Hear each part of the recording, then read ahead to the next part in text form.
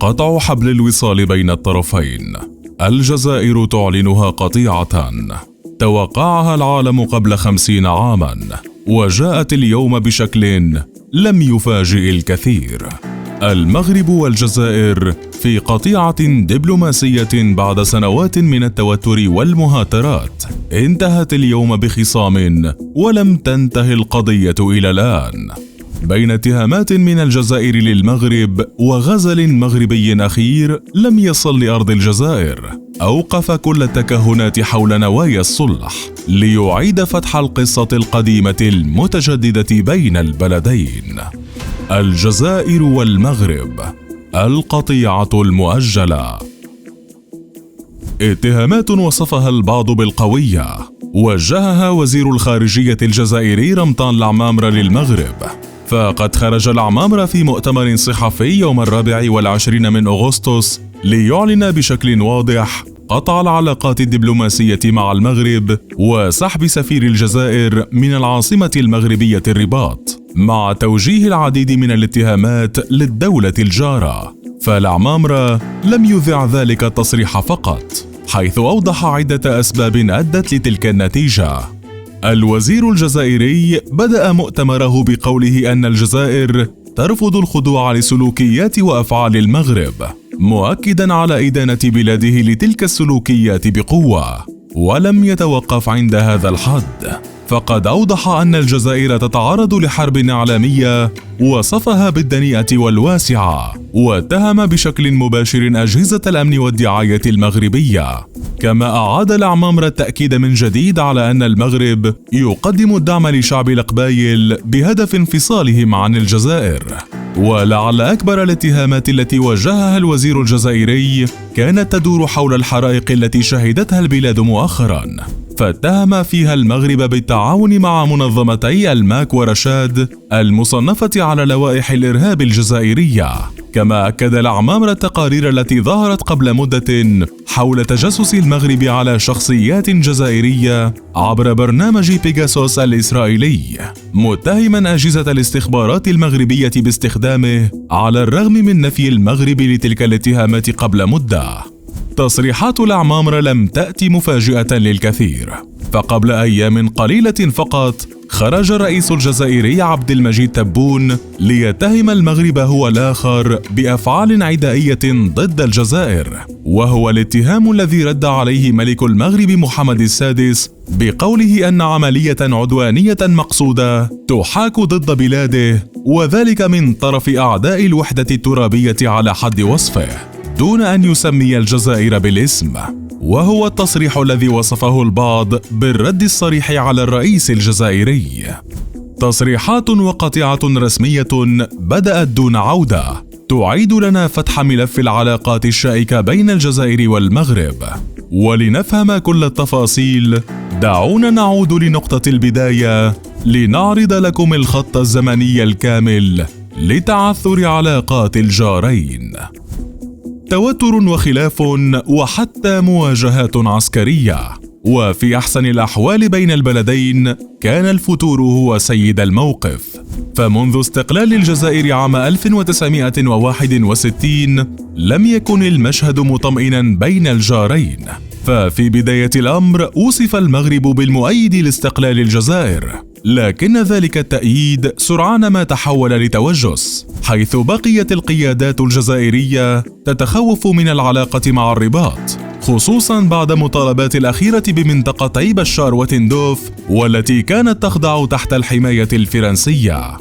توترات حدودية استمرت بين الطرفين لسنوات، لينتج عنها في النهاية حرب الرمال عام 1963 والتي اندلعت في ضواحي منطقة تندوف وحاسي البيضاء، وسرعان ما انتشرت إلى داخل منطقة فيكيك المغربية، ولم تنتهي إلا بوساطة من الجامعة العربية ومنظمة الوحدة الإفريقية.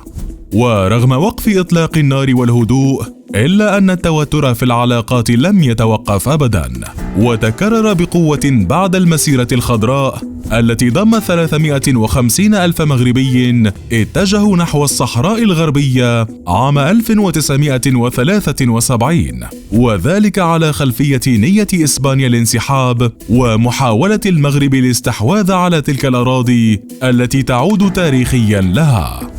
المسيرة الخضراء أتت بتوابع أكبر، ففي مارس من العام 1976 اعترفت الجزائر بالجمهورية العربية الصحراوية والمتمثلة بجبهة البوليساريو الانفصالية عن المغرب، الأمر الذي أدى لقطيعة دبلوماسية بين الطرفين، حيث سحبت الرباط سفيرها من الجزائر وردت الأخيرة بالمثل، وتم إغلاق الحدود بين الدولتين بشكل نهائي مع التجديد، لتكون تلك هي القطيعة الرسمية الأولى بينهما، والتي تم فضها بلقاء جمع الرئيس الشاذلي مع الملك الحسن الثاني عام 1983، حيث تم على الحدود بين الدولتين، وتم الاتفاق على استئناف الحركة الجوية والبرية بين البلدين.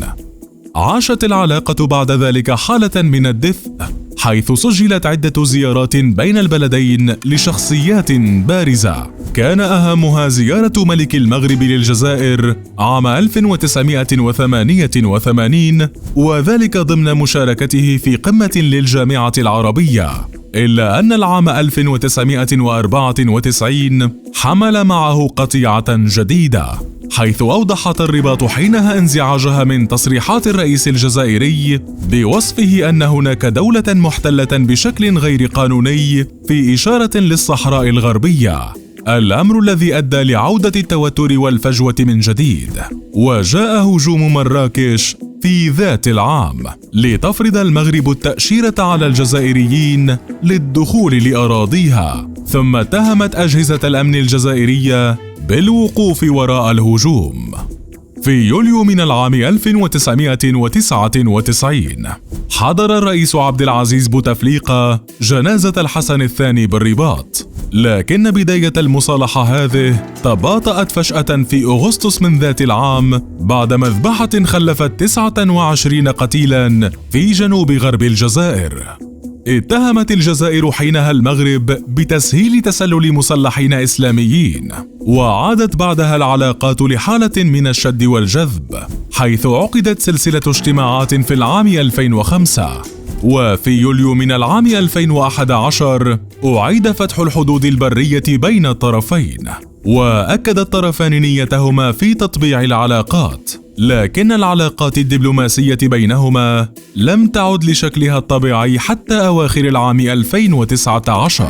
حيث عينت الجزائر سفيرا لها في الرباط، وردت الأخيرة بتعيين سفير لها في أوائل العام 2020. واعتقد الجميع أن الأمور تسير نحو المصالحة وحل كل الخلافات العالقة، لكن الوضع تأزم من جديد، خصوصا بعد الاعتراف الأمريكي بالصحراء المغربية، ثم الأحداث الأخيرة التي عصفت بالجزائر، والتي وجهت كل أصابع الاتهام فيها إلى المغرب، رغم محاولة الملك المغربي الجلوس مع الجزائريين على طاولة الحوار بدعوته الجزائر لحل الخلافات وعودة العلاقات لطبيعتها، إلا أن الأمر فشل كلياً بالإعلان الأخير للجزائر، الذي أعربت الجامعة العربية عن أسفها لذلك الإعلان، وسط تحليلات عدة تشير إلى أن تلك القطيعة قد تكون أطول من السابق بكثير، خصوصاً أنها جاءت بعد اجتماع للمجلس الأعلى الجزائري